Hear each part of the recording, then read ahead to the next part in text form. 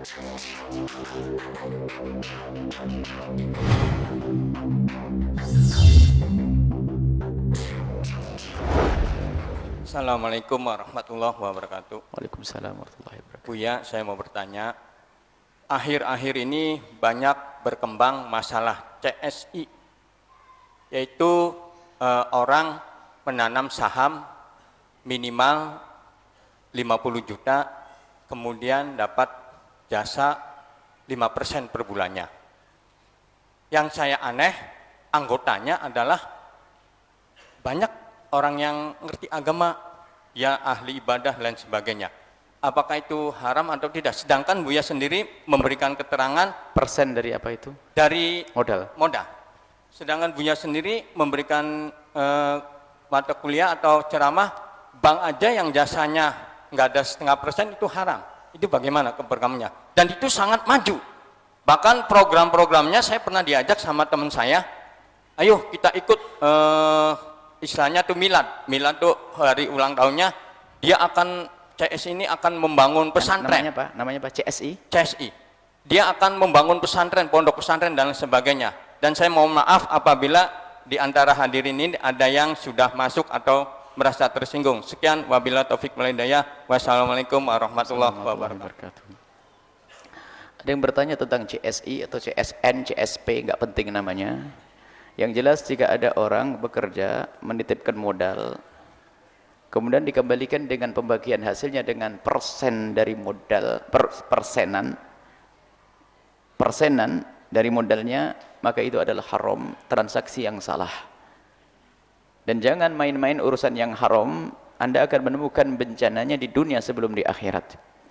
Ujung-ujung nanti dibohongi nanti. Nah, pelanggan.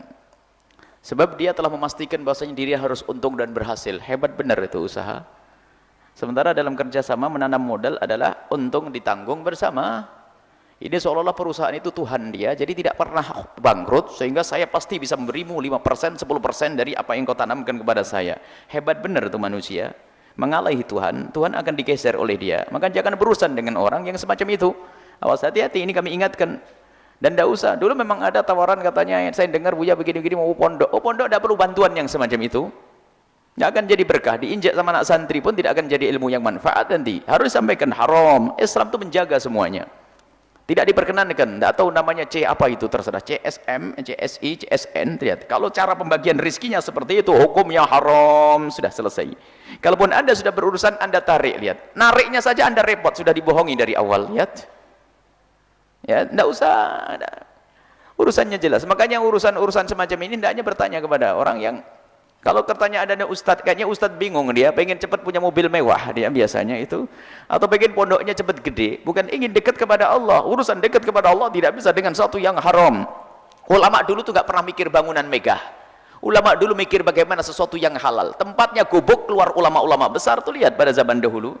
Tapi sekarang sudah tergiur dengan megah, gebiar. Pondoknya kecil terus, bangunannya ada. Sehingga gelap mata. Seorang ustadz pun kadang-kadang bingung.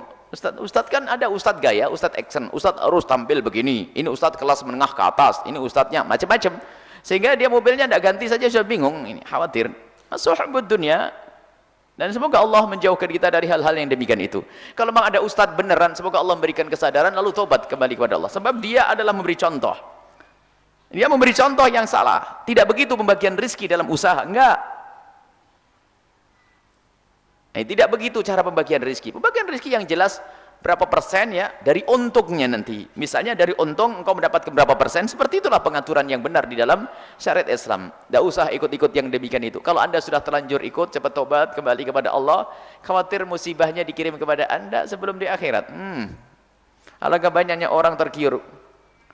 Usaha itu yang normal, yang banyak melibatkan yang besar manfaat untuk orang lain.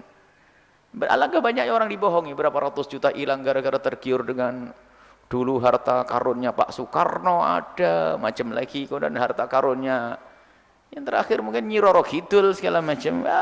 Ini sekarang ini orang ngaku kayak lebih dari Tuhan, menjamin usahanya pasti berhasil. Ini naudzubillah. Dan tidak tahu ujung-ujungnya dibawa kemana itu nanti usahanya. Kita lihat, bahkan nanti ada.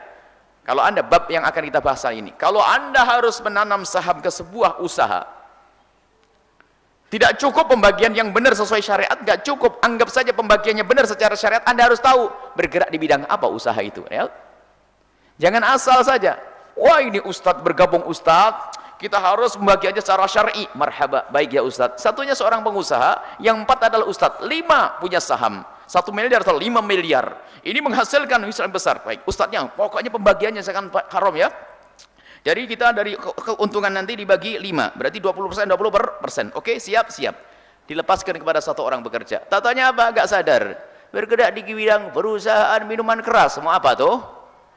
Kita harus tahu, bergerak di bidang apa usaha ini. Kalau usahanya haram sama. Biarpun pembagiannya benar, tetap haram. Nah, kita tahu enggak CSN atau CSU tadi apa tadi?